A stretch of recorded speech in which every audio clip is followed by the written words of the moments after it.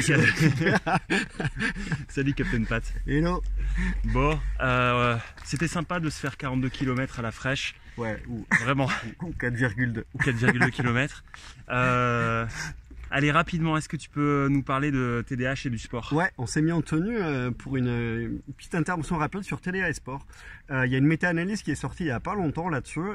Outre le fait que ça nous rappelle que faire du sport c'est bon pour la tête, ça permet de mieux gérer les émotions négatives, ça permet de réduire l'anxiété. Et bien cette méta-analyse, elle nous dit que le sport, eh ben, ça fait aussi du bien aux troubles du déficit de l'attention.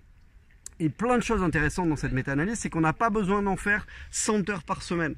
À partir de 2 entraînements, au bout de quelques semaines, on va avoir des bénéfices sur le tableau clinique. Donc ça, c'est super intéressant.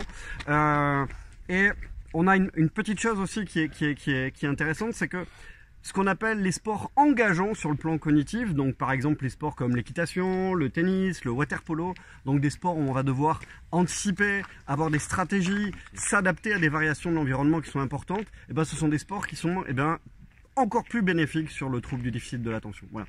Alors bien sûr, n'enlevez pas vos enfants de l'athlétisme pour aller faire de l'équitation ou du tennis, parce que le plaisir que prend l'enfant à faire le sport, c'est fondamental pour rester dans le sport et pas abandonner. Mais en tout cas, encore une fois, ça contribue vraiment.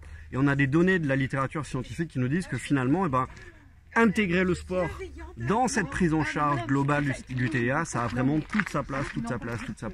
Donc, faites faire du sport à vos enfants finalement, et encore plus finalement s'ils sont TDA. Merci mon Pat. Voilà, on est reparti. C'est cool, on est reparti. Allez, go. Ou pas d'ailleurs.